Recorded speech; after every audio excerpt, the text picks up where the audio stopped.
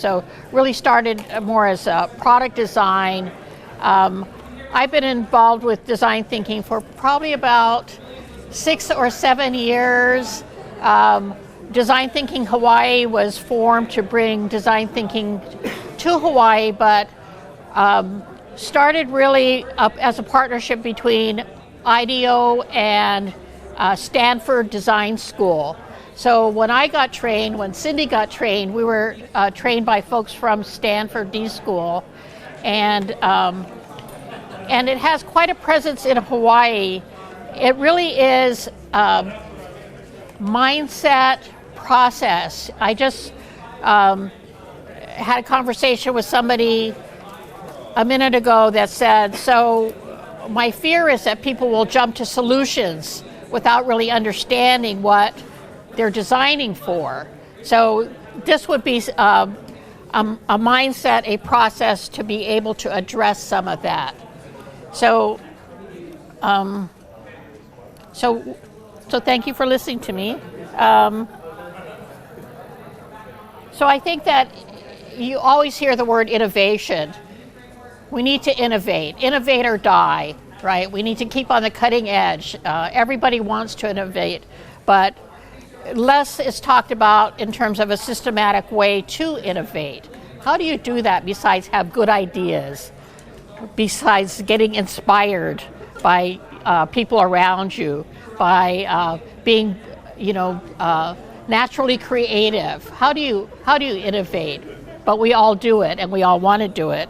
And I would also say that design thinking is a process that you probably use all the time. This is going to sound very familiar to you, and almost like, oh, well, that makes sense. It's not something that is rocket science, but it's something that really, if you have a process to engage in innovation and that mindset towards it, often our products become more palatable to our users. It's something that our users are going to love, that is going to invoke passion for them, versus putting a lot of time into designing something that in the end, a lot of time and resources into something that in the end, maybe people don't like. So how do we systematically create products, address human challenges in ways that we've gone through the discipline of really understanding users' needs, taking a deep dive into what that defining attributes to our innovation, testing them, retesting them before we really end up at something that we're going to put out there. And we always say in design thinking, failure is our friend. Fail early, fail often, because that's how we learn. So a lot of these things are not going to sound really alien to you. So really just what I just said, innovation is a process. It's not an accident or an event. It's an actual process. It's an idea, but how do you take it to scale? So the key word here is process, and just putting a definition of what innovation is. It's the process of improving on something, adapting, developing a product, developing a new system, and a way to create better results and to create value for people. Why do we innovate? Is it just to make us happy or to make money? I mean, why are we creating these changes in the world? It's really, when you think about it, it's often to make the world a better place, to create value for people, to create systems that are going to constantly improve things. So I think, and that's, this whole kind of new area, or not really a new area, but this area of social design. Like IDEO started making things like can openers, the IDEO, the good grips, the OXO design of having a soft can opener. Well, that was designed for somebody with arthritic hands, and then created value for a lot of different people. So going through a process is going to create value. So often we move from person, designer, I have a good idea, I'm going to create a solution for you, I'm going to build an app for you, boy do I have something good to give you. Often it moves from person directly to solution. So you hear something, oh, I know what the solution to that is.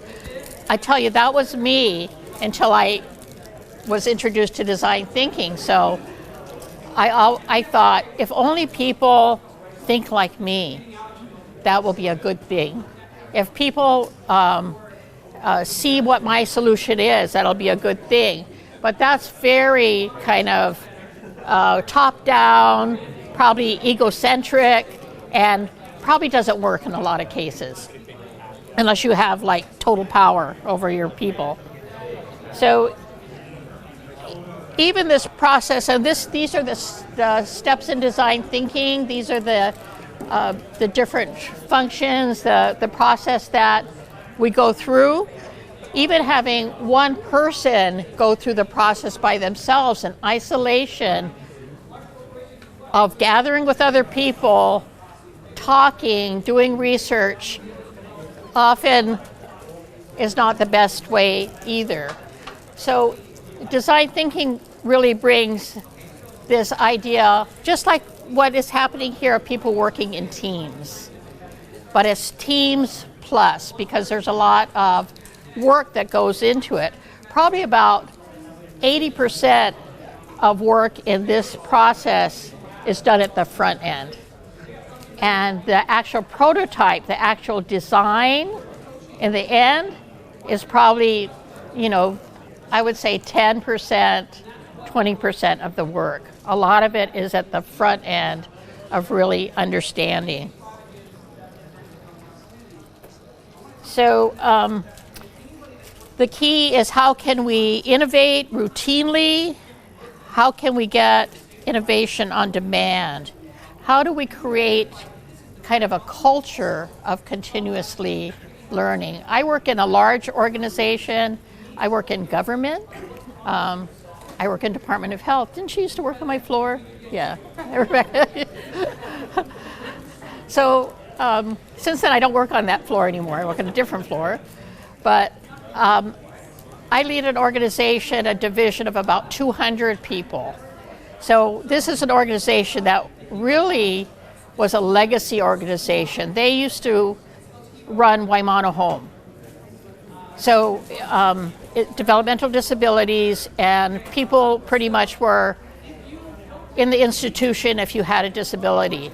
Well, lo and behold, the world changed, laws changed, and the whole movement was then to serve people in their homes and in their communities. But a lot of the people that worked for me worked at the institution. And instead of innovating and creating change, they brought that mindset to the home and community. So really what happened in the experience of people is that they were still, that institutional mindset still followed people to their homes.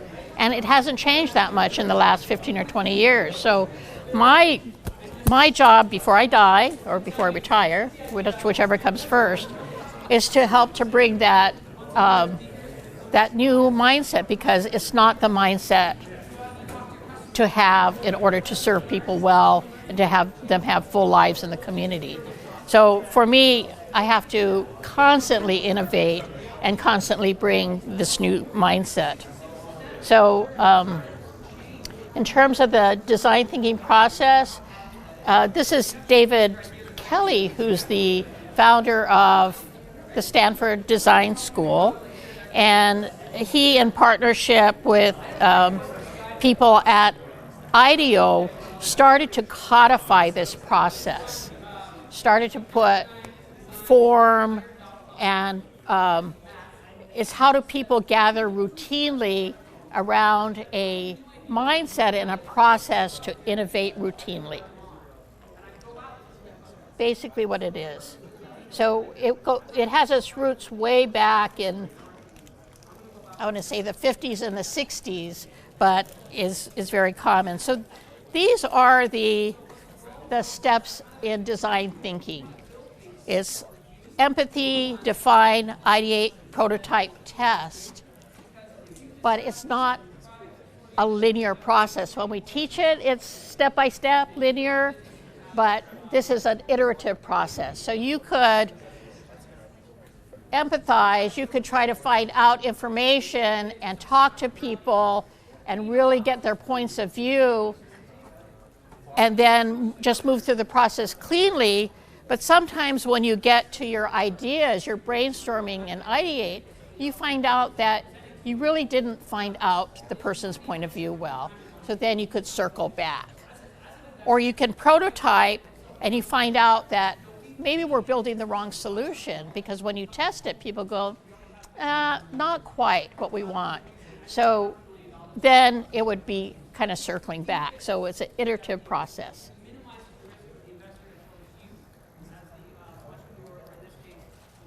So empathy is the foundation of the process, and it's, again, a user-centered process. And in this stage, there's a lot of talking to people, interviewing, honing your interviewing skill. So some of these pitches that were done today, say the one that's changing the experience of the front door of the prison.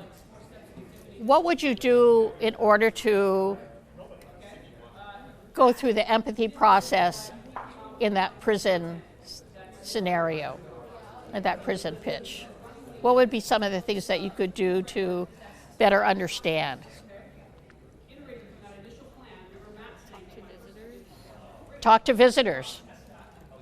Interview them. What would you ask them? Like what parts of the process are most troublesome with that? Right, so what parts of the process are troublesome? So instead of us assuming, oh, it's that, you know, a certain part of the process is a real pain point for the people, asking the person what parts are troublesome for them. What else could you do? What if you wanted to, like, know their experience?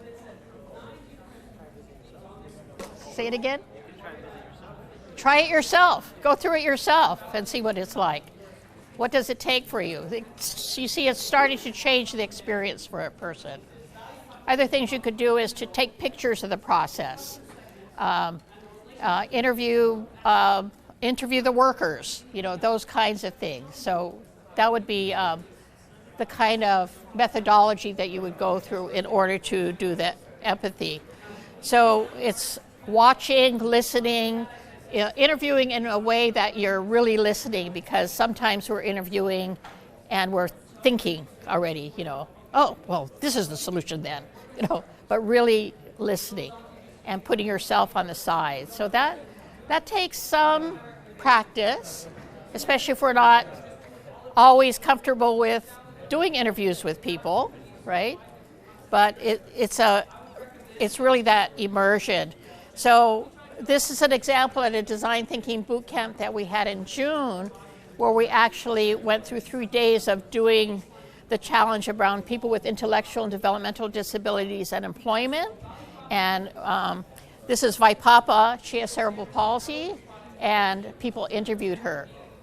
Now, Vaipapa does not communicate in a way that people understand well.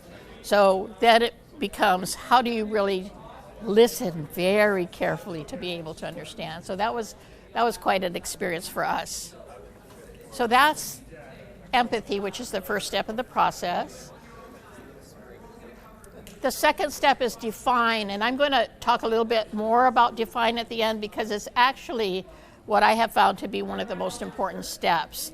And this is a step where you unpack, so all those things that you heard about and observed and listened to in the empathy stage, you're unpacking it. You're saying, what did we hear? What did we what are the insights? What are those interesting things? Because sometimes people are saying something, but they're doing something else at the same time, right? So what was the emotion that came along with it? So we do this user needs insights. Mary needs a way to keep in touch with her daughter because she's really upset that she has to be alone, which is a real experience for me. My daughter just went back to college. So it's unpacking, and sometimes the original challenge that you came up with may not even be the challenge that you end up with. So it's a time where you can really look at the insights, and I'm going to show you a couple of examples of that. So ideate mode is when you generate a lot of ideas. So often we put 3M Company on the map in design thinking with the use of Post-its, but it's generating a lot of ideas.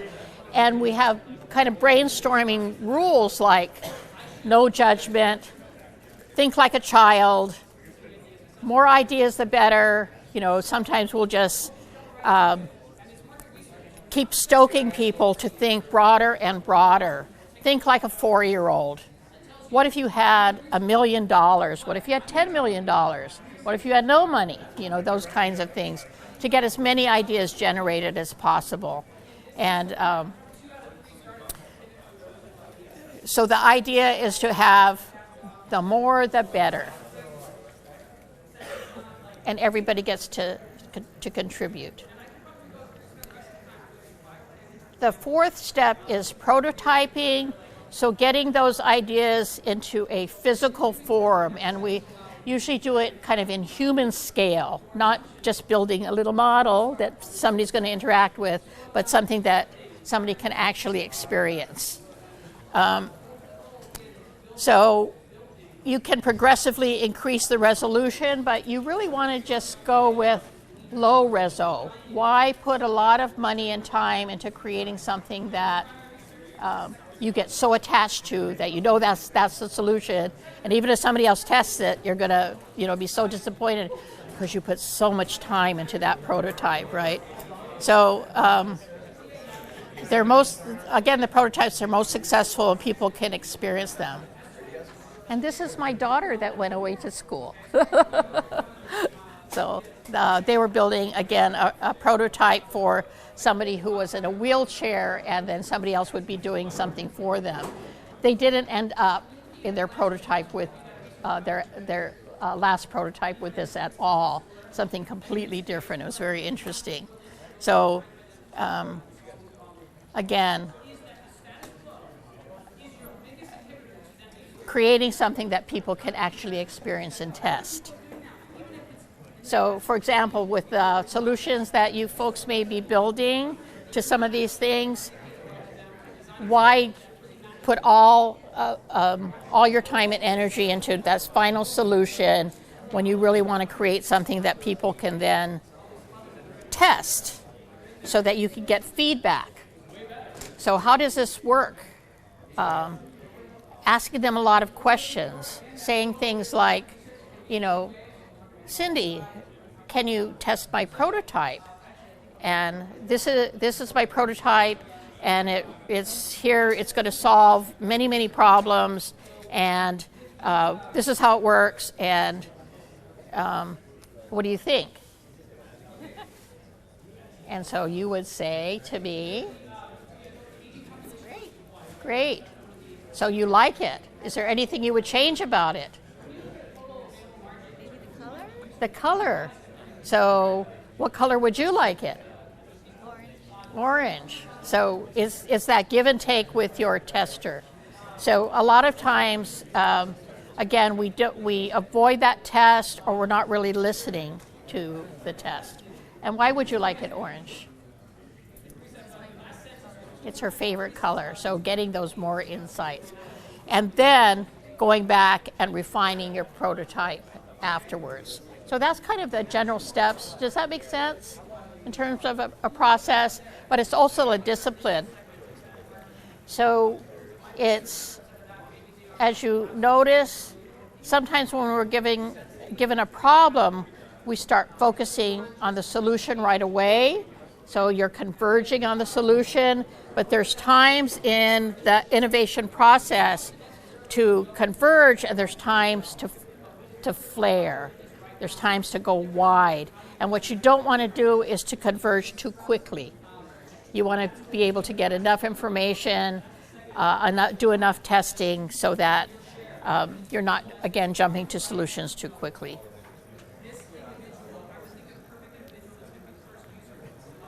So we often talk in design thinking about this focus and flare process.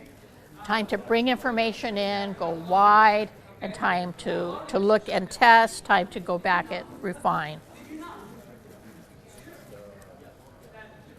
I actually have a video. Do you guys want to see it? A YouTube video? Then I can take a break.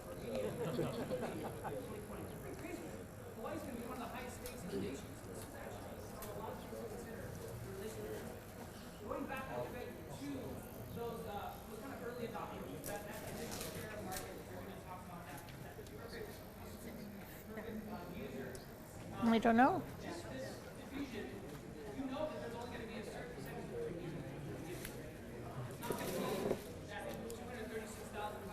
So this is a design challenge called the shopping cart.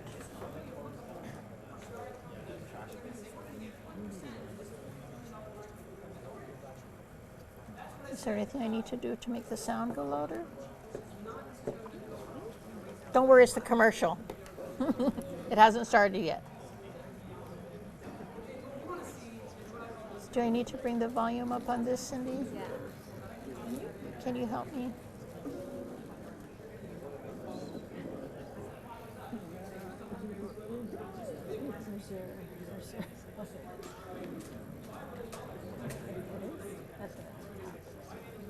Maybe not the computer.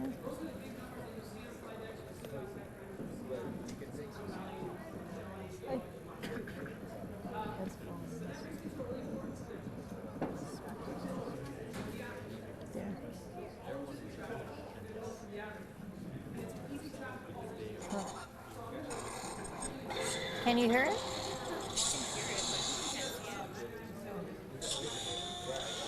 Can't see it up there.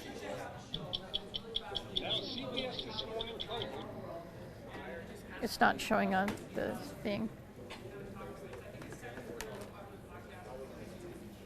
Okay, all you geek people. It's not showing up there. How do I get it to this one?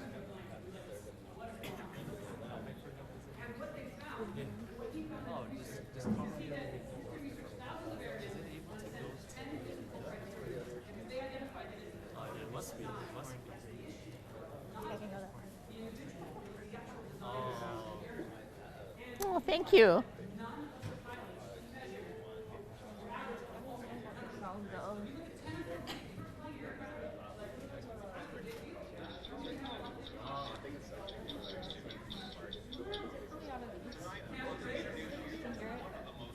Can't hear it, yeah.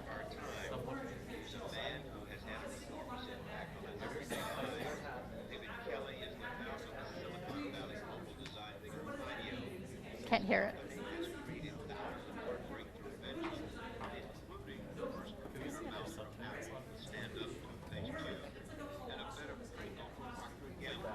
So, anyway, this is on YouTube. You guys can look at it. It's a really good episode, and it's what they did is they pioneered in something known as design thinking, an innovative approach that incorporates and then the focus, behavior into design. The story will continue in a moment.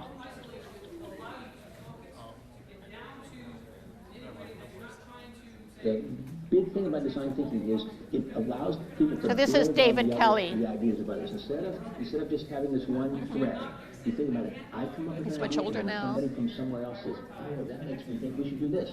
And then We could do that, and then you get to a place that you just can't get to in one mind. If you follow David Kelly around IDEO, you can see how he has infused that thinking into the legendary Palo Alto firm he founded more than 20 years ago. Breakthrough ideas happen every day here. The key to unlocking creativity at IDEO may be their unorthodox approach to problem solving. They throw a bunch of people with different backgrounds together in a room. So you're in the business end. Yeah. My background's in software engineering. Journalism. Aerospace engineer. Doctors, opera singers, and anthropologists, for example, and get them to brainstorm. You gotta have a certain culture. You gotta have collaboration. You gotta have diversity. You gotta have an anthropologist and a business person and an engineer and a computer scientist. All of those kinds of. You got it. That's the hard part, is the cultural thing of having a diverse group of people and having them be good at building on each other's ideas. They encourage wild ideas and visualize solutions by making actual prototypes. But the main tenet is empathy for the consumer, figuring out what humans really want by watching them. If you want to improve a piece of software, all you have to do is watch people using it and see when they grimace, and then correlate that to where they are in the software, and you can fix that, right? And so the thing is to really build empathy, try to understand people through observing them. In other words, their experience will communicate what you need to focus on. Yeah, exactly. It is a concept that had its genesis in 1978 when Kelly and some Stanford pals took the notion of mixing human behavior and design and started the company that would eventually become IDEO. One of their first clients was the owner of a fast-growing personal computer manufacturer by the name of Steve Jobs. He made IDEO because he was such a good client. We did our best work for him. We became friends. And he'd call me at 3 o'clock in the morning. At 3 a.m. Yeah, we were both bachelors, so we knew he could call me, right? So he'd call me at 3 o'clock, and he just, like, with no preamble, hey, it's Steve. First, I knew if it was 3 o'clock in the morning, it was him.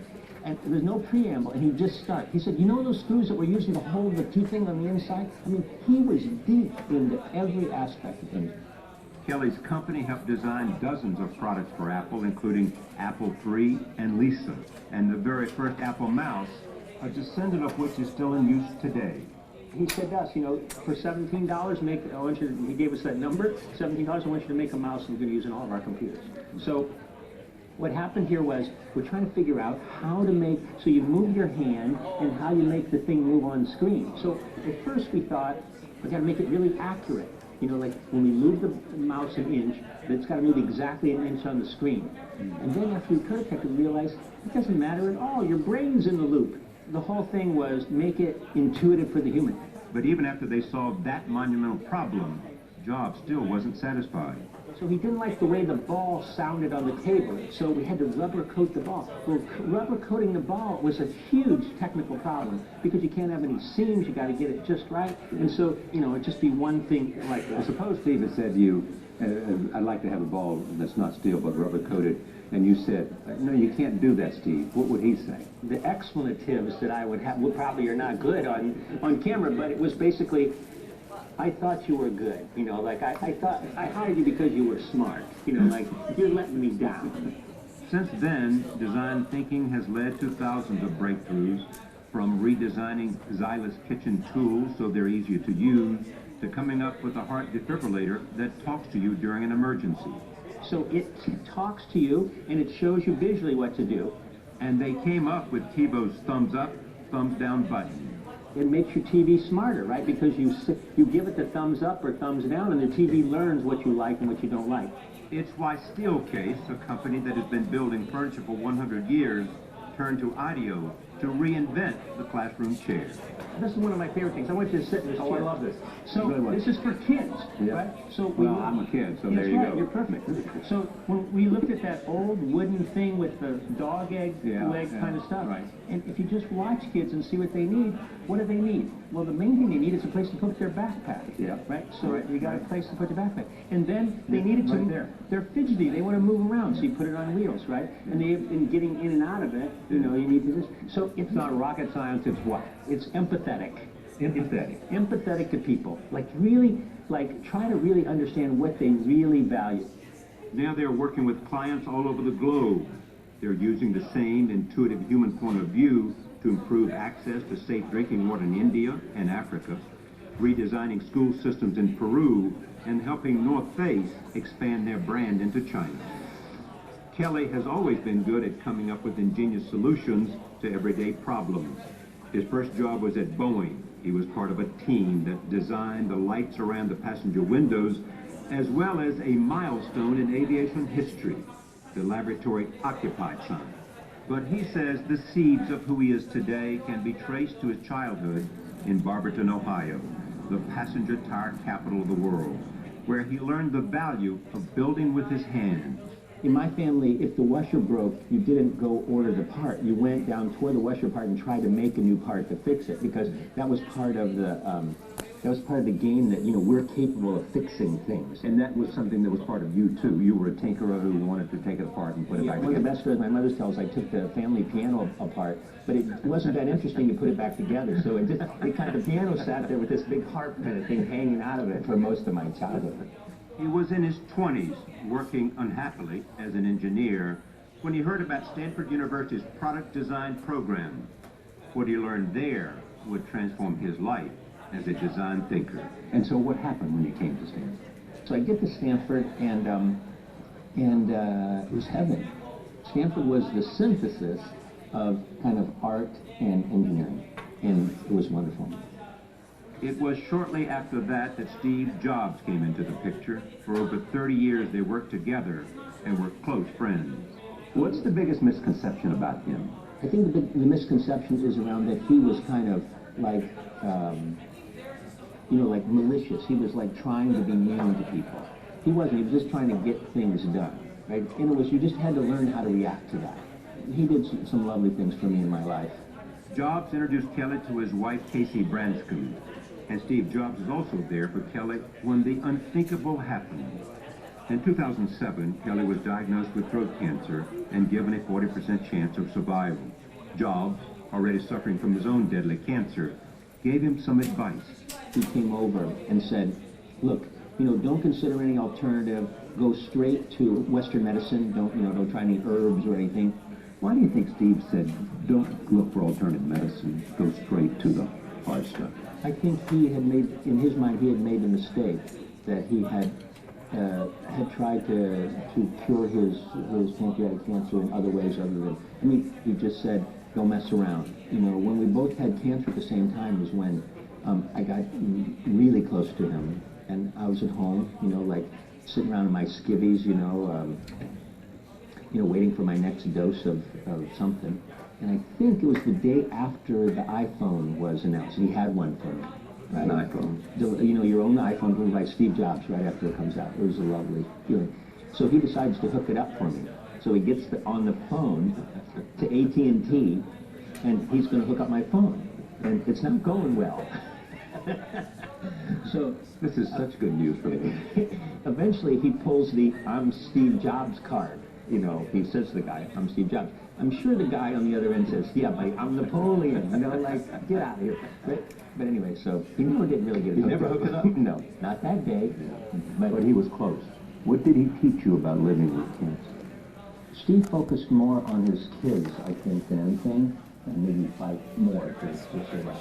And so that focus on family, was something that he taught me. You care deeply. I think this is the wrong video. I think it went to the next one. Because the one that I wanted to show was on the shopping cart. That's really motivating. It was okay. around that time that Kelly decided to commit himself to something even bigger. And why he approached Stanford University and a wealthy client named Hazel Plattner with the idea of setting up a school dedicated to human-centered design. He thought that was a great idea, and he said he'd help me. And I said, oh, thank you. And then I went back, and You had no idea what he meant? No. The development officer at Stanford said, when a billionaire says, I'll help you, you should call him back right away. So it turns out Hasso funded the whole thing. He said $35 million. Yeah. He said, how much you need? I wish I'd have said $8 million. He said yes to whatever I said. I did. Kelly now runs a groundbreaking and wildly popular Hasso-Plattner Institute of Design at Stanford, the D School. It is recognized as the first program of its kind dedicated to teaching design thinking as a tool for innovation, not just to designers, but to students from all different disciplines. I think you can follow your noses a little bit around that, like where's the big idea, where's the excitement? Twice as many Stanford grad students want to take classes as are seats available.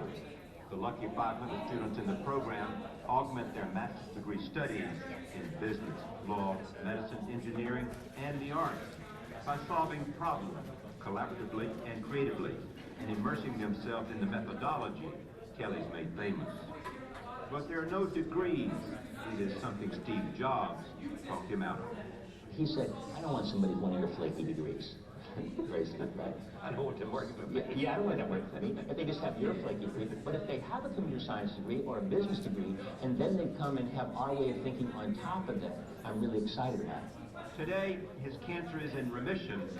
He spends more time doing the things that he cares about most, including tinkering in his workshop with his 15-year-old daughter. So, Claire, tell me this. What happens here? Everything. Really everything. Yeah, so Claire and I come here to do projects together. Our big project is right over there presently, which is to make a 3D printer. It's called a printer bot. And it's a little machine that makes 3D objects like a printer that puts ink on a page. This makes something three-dimensional. His love of making things is as much a part of his DNA as his appreciation for the car, which he calls Can the you most important go ahead and object stop in our this? lives. Go ahead and stop it. What does it mean to you? Well, you know, it's about the same vintage as me, and it Yeah, and it just, because it's the wrong video. It just makes everybody smile. Okay, I like the sound of the motor. Okay, I'm going to go ahead and stop this because this was, somehow it slipped to the wrong video. So the one that I wanted to show you was on something called the shopping cart challenge. But I'm not going to show that to you. I think that you know how to go to YouTube, and I apologize. So the shopping cart video was just, it runs through the process. How do I go back to my slides? Oh, it's there? But it's not here.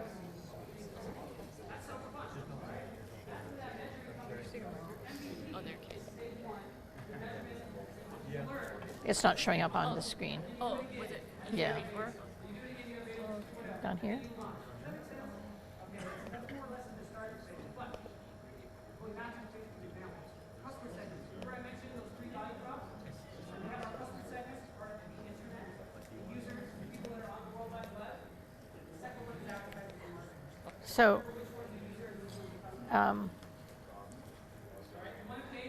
So let me tell you a story. This is an MRI machine, right? So this is a, when people go through and have an MRI, this is their experience. So have any of you ever had an MRI? It's loud, it's not fun. Sometimes they put earphones on you so you can listen to your favorite music. It's got this loud, clanging, banging noise that goes through the entire time of your imaging process. So this is Doug Dietz, who works for General Electric, and he designs MRI machines. They have sold incredibly well for GE, has made a lot of money. Doug Dietz went to the design school, a design thinking boot camp, and went through the shopping cart challenge, the YouTube that I was supposed to show you, and learned about design thinking and started to think, maybe I should apply design thinking to my own designs.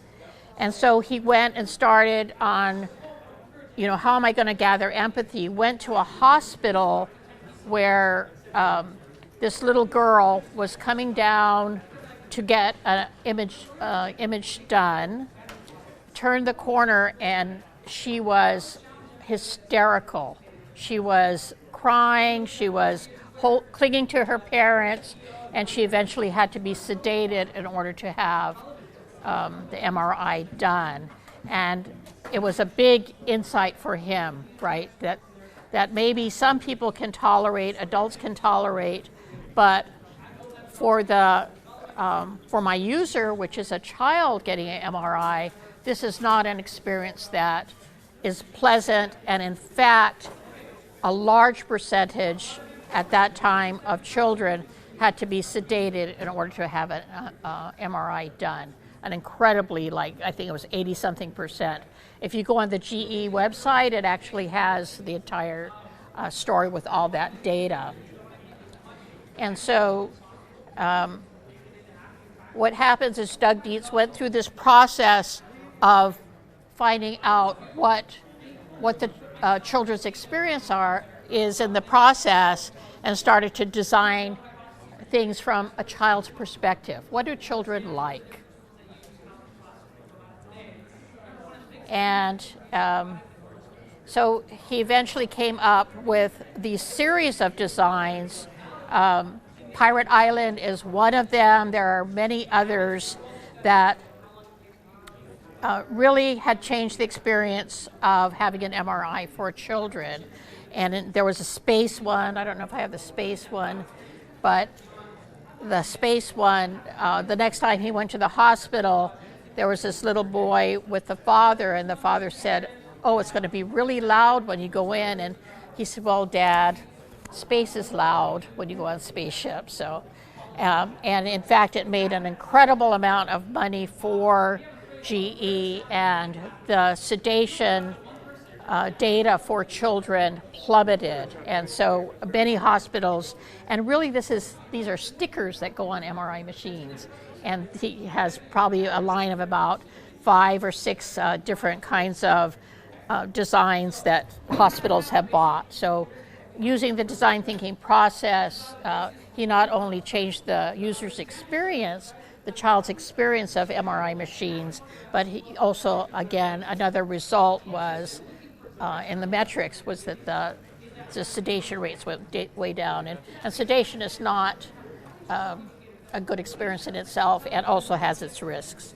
So I think this slide talks a little bit about traditional design and design thinking approach, which is design for in the traditional, that designer solution approach, to design with people, from having the right answers, always having the pressure of always having the right answers, to having the right questions. Traditional is telling versus showing, experiencing, human scale. Traditional thinking and planning towards a bias toward action. And what that means is just get something out there.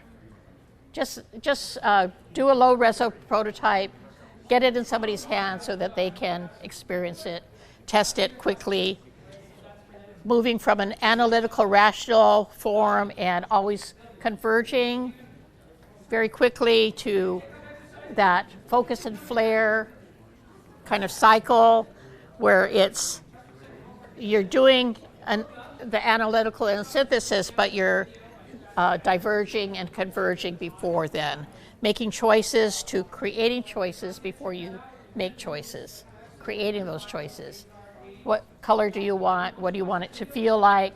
How are you experiencing it? And only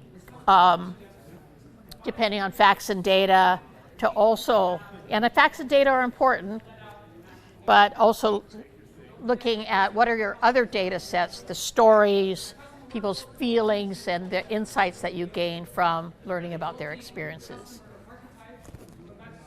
So often the experiences are more important. If I want to design a different breakfast experience for somebody, I might have them tell me a story about what happens when you wake up in the morning. What is the first thing you do? Then what happens? That kind of thing, versus, do you like cereal? Do you like English muffins? That kind of thing. What is the experience? And so it's a human-centered process to design something that will actually be used by people, to design something that will fill a need and fit into their lives, and to design something that's meaningful. And in order to do that, you need to understand people's likes, their behaviors, and their beliefs about things. So it's kind of that convergence between feasibility, viability, desirability. So the solutions that emerge at the end kind of hit all those things together. Because you have to think about feasibility and viability, right? But also it's that desirability factor. That's kind of that sweet spot of innovation. And I think we're going to post these slides in case I see you writing notes. So you can have my slides. So I'm going to just talk a minute about the define step, which is really defining who's your user. And I'm going to tell you another little story. So here, based on define, remember I showed you that users need insights. Mary needs a way to. So looking at, in this story, the user was, in this case, a group of Stanford students went to Nepal because there was a very high infant mortality rate there. A lot of babies were dying. And so they did interviews, and what they found was that there were a lot of incubators sitting in hospitals. That wasn't the problem, really. What it was is that women weren't coming to hospitals to give birth, right? So it's a mountainous, remote area, and they really needed something where they were giving birth, which was not in hospitals. The infant mortality was happening out there. And so they started to design product, and they had some errors along the way, but their initial POV was that a desperate Nepali mother needs a way to keep their premature baby warm in the early hours of the day because most moms don't have a means to get to their hospital. So this step of define was really vividly describing the user. She's not only a mom, she's desperate. And there's cultural wrap around her life and her experiences. And so this was the POV that they came up with. So it was specific, it was a need, and not, again, jumping to a solution. And it's what nobody else noticed before, because they had a lot of incubators in the hospitals. She didn't have a means to get to the hospital. There was no way to travel there. And so what their next challenge was not a way to keep just to impact infant mortality there. It was, how might we, and we often use that in design thinking, how might we create a non-electrical infant incubator that keeps babies close to their mother's body. So this is the original prototypes of what they had. The prototype before this was a white version of this, but nobody would use it. And as it turned out, it looked exactly like the death shroud that people used when people died. And so they redesigned, so going from a low-reso prototype, they designed this. And this is now the Embrace Infant Warmer product with a mission. And so this is kind of their branding and what they ended up with from their product. This is what they pitched and they actually brought to manufacturing. So this was the infant warmer that could be used not only in Nepal, but in many other places in the world. So that's that story. Just a few things that I've done. I told you a little bit about the organization I work in, state government. For those of you who work in state government, you know how it is. It's not the most innovative environment. And so in my organization, we've been able to apply design thinking to a few things, and we're constantly doing it. We often use words like, don't jump to the solution, and things like, how might we? Let's live in that how might we zone. So we've been able to design a quality assurance and improvement program. We use design thinking to develop our strategic plan that we're now in the third year of implementing, designing better communications, and we're still working on that. We're going to redo our website. We designed RFP for a new crisis response system that is it's just actually been released and people are responding to it now. That will change people's experience when they're in crisis to be a much more compassionate, supported system. The front door to our system, which is the intake process, which was really, really, really bad and not user-friendly and was designed to keep people out and keep them confused rather than to inform them, which is what we often do in government. And recently we did the boot camp.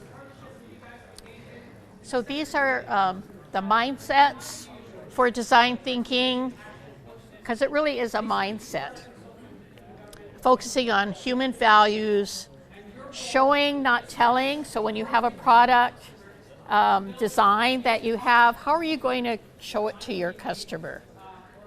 Are you going to just tell them about it? Well, I have something really good. I think you're really going to like it, and it does a lot of things. Or how will you show them? How will they interact with it? Here, push this button. That kind of thing. Embrace experimentation. Be mindful of the process. Again, it's not linear, but it's iterative. Crafting clarity, radical collaboration. Who else can I get involved? And that bias toward action. So that's kind of it. So here's the kind of the moving from research, from your empathy stage all the way through design, that this is what it feels like, it looks like. It's going to be messy in the beginning, but it's crafting clarity as you go. But you need to have that messy, crazy part. Doesn't that feel like it sometimes when you create new things? Yeah, but it's good. Messy is good. So, and then I just put up a few resources. And you might add to that YouTube, the right YouTube called the shopping cart. Although David Kelly's kind of cool, but it was. So the D School, Stanford D School, has a lot of resources on their websites where you could actually take a crash course in design thinking. What I wanted to do here was actually to do a challenge and have you create something, but we didn't have enough time. IDEO, Harvard Business Review has a great article on design thinking, and then Design Thinking Hawaii has a website. So I don't know if you have questions or thoughts. What does it sound like? Sounds good? Okay.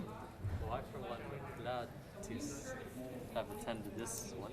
It's a really good way to think. Mm-hmm. Glad to attend this talk, this presentation. So, thank you. Thank you.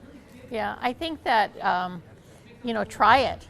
Try just a little bit of asking users questions and doing that research. I'm sure you do that already, but then really doing it as a discipline, and resist jumping to the solution before you go through the process is, it's fun. I'll be sure to try it out next month. Okay, yeah, in the next month, right? And then forward. Well, let me know how it goes. And Cindy is a design thinking expert too. She taught me a lot of what I know, and so she's a good resource too. Well, yeah, if you guys have any questions, you're welcome to ask me. But then I also wanted to, kind of like what you said, emphasize that you guys talked to the experts today, and that's their perspective of what the problem is. And so I think this process would be really helpful for you to consider to the end users and to see what challenges they have when interacting with the different departments, because I think that would inform what you're going to design for them. Mm-hmm. So, yeah. Sometimes it takes a risk to get out there, but it's Before really you helpful. Just jump into designing your app. Maybe take a little bit of time to go out and talk to people or watch, depending on what your challenge is. Thank you. Thank you very much.